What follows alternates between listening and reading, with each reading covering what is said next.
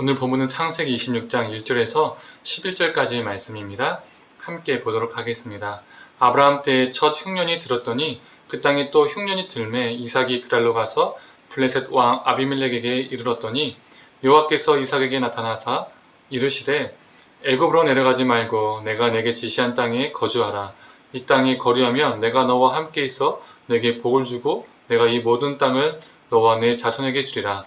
내가 내 아버지 아브라함에게 맹세한 것을 이루어 내 자손을 하늘의 별과 같이 번성하게 하며 이 모든 땅을 내 자손에게 주리니 내 자손으로 말미암아 천하 만민이 복을 얻을 것이라. 이는 아브라함이 내 말을 순종하고 내 명령과 내 계명과 내 율례와 내 법도를 지켰습니다. 이삭이 그랄에 거주하였더니 그곳 사람들이 그의 아내에 대하여 물으매 그날 그가 말하기를 그는 내 누이라 하였으니 리브가는 보기에 아리따움으로 그곳 백성이 리브가로 말미암아 자기를 죽일까 하여 그는 내 아내라 하기를 두려워함이었더라. 이삭이 거기 오래 거주하였더니 이삭이 그 아내 리브가를 껴안은 것을 블레셋 왕 아비멜렉이 창으로 내려다본지라. 이에 아비멜렉이 이삭을 불러 이르되 그가 분명히 네 아내이거늘 어찌 내 누이라 하였느냐. 이삭이 그에게 대답하되 내 생각에 그로 말미암아 내가 죽게 될까 두려웠음이로다. 아비멜렉이 이르되 네가 어찌 우리에게 이렇게 행하였느냐. 백성 중 하나가 네 아내와 동침할 뻔하였도다. 네가 죄를 우리에게 입혔으리라. 아비멜렉이 이에 모든 백성에게 명하여 이르되 이 사람이나 그의 아내를 범하는 자는 죽이리라 하였더라. 아멘. 아침 묵상을 들으신 우리 모든 성도님들에게 하나님의 은혜가 있기를 간절히 소망합니다. 오늘 본문 5절을 보면 하나님은 아브라함을 이렇게 평가합니다. 이는 아브라함이 내 말을 순종하고 내 명령과 내 계명과 내 율례와 내 법도를 지켰음이라 하시니라. 하나님은 아브라함을 하나님께 순종하고 하나님의 명령을, 하나님의 말씀을 잘 지킨 자로 평가하고 계시죠. 그런데 우리는 잘 알지 않습니까? 그가 자신이 살기 위해서 아내를 누이라고 말했던 사건, 그것도 2번이나 있었죠. 그리고 하나님이 자녀를 주신다고 하시니까 그의 반응은 어땠습니까? 헛웃음을 지었습니다. 이런 사건을 보면 그는 분명 부족하고 연약한 사람이었습니다. 그럼에도 불구하고 하나님과 그가 어땠습니까?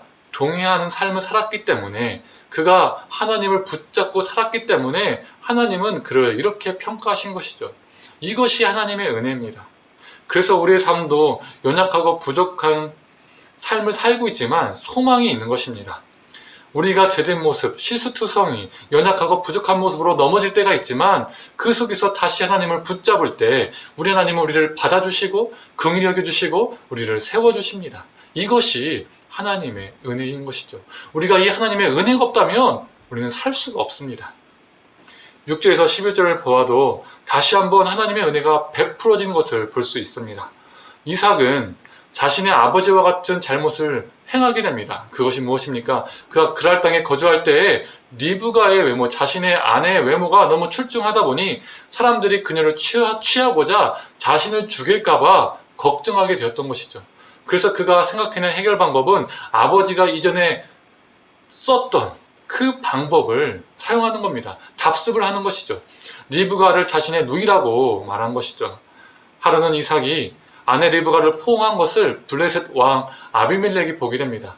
이를 본 아비멜렉이 이삭을 불러서 이렇게 말하죠. 그녀가 분명히 너의 아내인데 어찌 너의 누이라고 속였느냐. 네가 우리에게 죄를 입혔다라고 말을 합니다.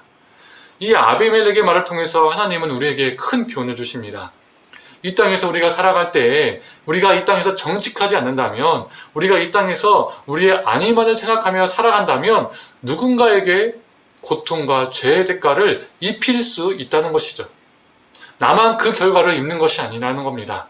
나로 인하여 다른 누군가도 나쁜 결과를 경험하게 되는 피해를 줄 수 있다는 것이죠.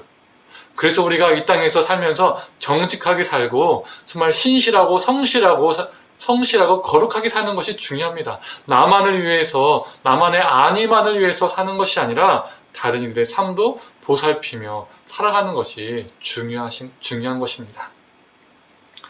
이처럼 타인에게까지도 죄를 입힐 뻔한 이삭인데도 우리 하나님은 어떻습니까? 아브라함에게 행하셨던 것처럼 이삭에게도 행하십니다. 그 상황에서 이삭을 건져내시죠. 이삭이나 아브라함은 잘한 것이라고는 하나도 없습니다. 이삭과 아브라함은 죄인이었고 연약하고 부족한 사람이었습니다. 받을 자격이 없음에도 하나님은 그들에게 은혜를 베푸셨습니다.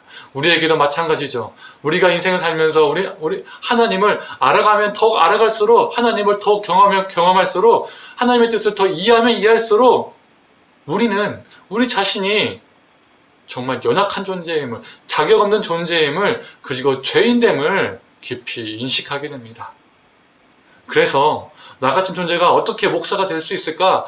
어떻게 나 같은 존재가 장로, 권사, 집사일 수 있을까? 내가 어떻게 하나님 옆에서 성도이며 그리스도인인가? 나는 구원받을 자격이 있나? 이런 생각이 들 때가 있죠. 나의 삶을 보면 그런 생각이 들 때가 있습니다. 구원받을 만한 무엇인가를 한 것이었고 그 직분에 합당한 삶을 완벽하게 산 것이 아니기 때문이죠. 그럼에도 우리를 붙들어 주시고 살려주시고 우리를 이끄시는 하나님을 보게 됩니다. 그래서 그 앞에 우리는 더 겸허해집니다. 우리는 때때로 넘어집니다. 그러나 신실함으로 우리를 붙드시는 하나님의 은혜를 붙잡고 다시 일어설 수 있어야 합니다. 죄와 두려움으로 주저앉지 않고 자격 없는 우리에게 은혜를 베푸시고 신실하게 인도하시는 하나님의 사랑을 바라봐야 합니다. 그리고 다시 돌이키고 일어설 수 있어야 합니다. 저와 우리 성도님들 모두 우리는 이삭과 같이 연약한 존재임을 깊이 깨달으며 자격 없는 자에게 자격 주시는 그 하나님의 은혜로 오늘 하루도 감사하게 그리고 겸손하게 살아가기를 간절히 축원합니다.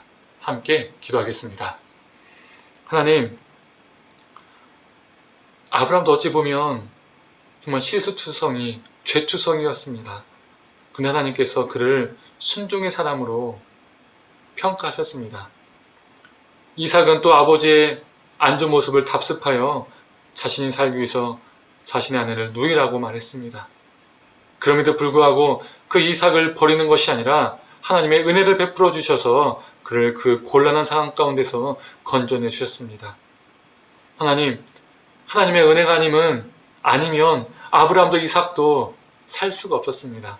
하나님, 우리가 아브라함과 이삭과 같은 존재임을 고백합니다. 하나님의 은혜가 아니면 우리가 살 수 없고 우리가 존재할 수 없음을 고백합니다. 하나님, 자격 없는 자에게 자격 주셔서 실수투성이고 죄투성이인 우리를 하나님께서 은혜 베풀어 주셔서 이렇게 살아가게 해주시면 참으로 감사합니다.